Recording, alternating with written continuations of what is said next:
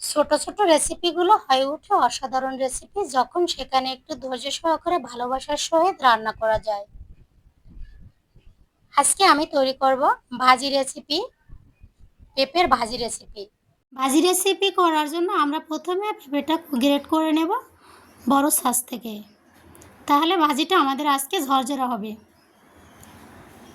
আমি আজকে দুটো পেঁপে এভাবে গ্রেট করে নেব ভাজি করার জন্য। আমার পেঁপেটা কিন্তু সুন্দরভাবে গ্রেট করা হয়ে গেছে, কত সুন্দর হয়েছে, ঝরঝরা হবে। এই ভাজিটা খেতে কিন্তু দারুণ লাগবে। সবগুলো পেঁপে আমি গ্রেট করে নিয়েছি। আর পেঁপের সাথে আমরা দিয়ে দেবো কিছুটা পরিমাণে কাঁকরোল কুচি। কাঁকরোলটা আমি পেঁপের মতো করেই কুচি করে নিয়েছি। এই দুটো মিক্স ভাজি কিন্তু সুন্দরভাবে মিলে যাবে। ভাজি করার জন্য কড়াই বসিয়ে দিলাম চুলায়, দিয়ে দিলাম পরিমাণ মতো তেল। তেলের ভিতর আমরা এখন দিয়ে দেবো গোটা কালো জিরে। কালো জিরেটার সাথে কিছুটা মরিচ অ্যাড করে দিলাম, শুকনো মরিচ, কাঁচা মরিচ, এতে ভাজির ফ্লেভারটা সুন্দর আসবে। দিয়ে দিলাম গোটা জিরে। এটা একটু ভাজা হয়ে গেলে এর সাথে আমরা অ্যাড করে দেব 1 কাপের মতো টমেটো সস। এই টমেটো সসটা দিয়ে আমরা কিছুক্ষণ এটাকে নেড়েচেড়ে ভেজে নিতে হবে। টমেটো সসটা দেওয়ার কারণে আমার ভাজির কালারটা, মশলার কালারটা অনেক সুন্দর আসবে।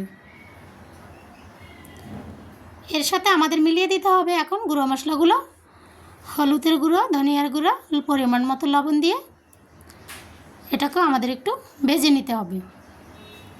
মশলাগুলো ধাপে ধাপে এভাবে সুন্দর করে আমাদের কষিয়ে নিতে হবে।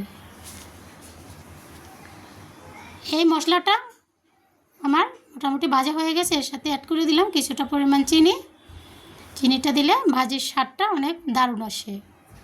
কিছুটা জল দিয়ে আমরা এটাকে একটু কষিয়ে নেব।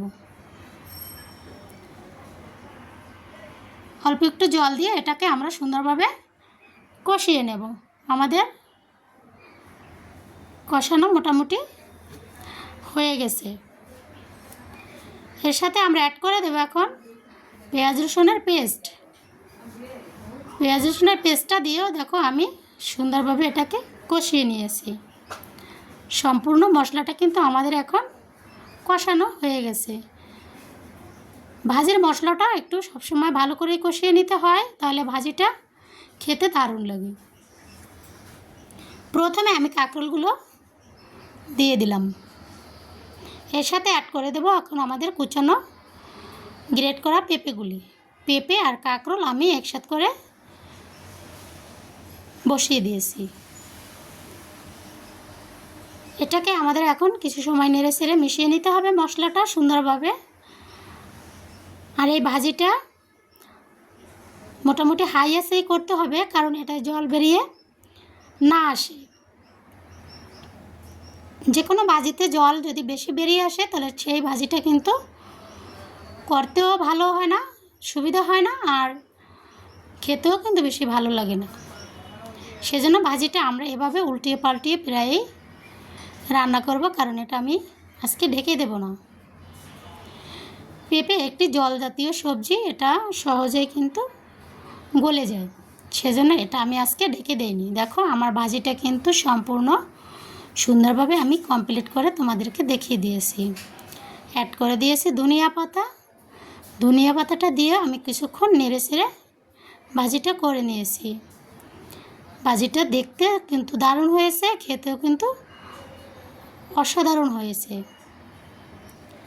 আমি সুন্দর করে পরিবেশন করে নামিয়ে নিয়েছি।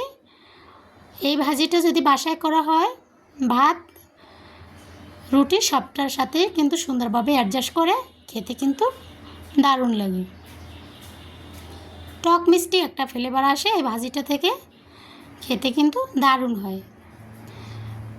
বন্ধুরা, তোমাদের যদি আমার এই ভিডিওটি ভালো লাগে অবশ্যই চ্যানেলটা সাবস্ক্রাইব করে বন্ধু হয়ে থেকে যেও। নিত্য নতুন দারুণ দারুণ রেসিপিগুলো দেখার জন্য পাশে থাকা বেল আইকনে প্রেস করে দিও। আজকের এই ভাজিটা খুব সহজে সংক্ষেপে আমরা করে নিয়েছি। আগামীতে অন্য কোনো রেসিপি নিয়ে আবার দেখা হবে। সবাই ভালো থাকো।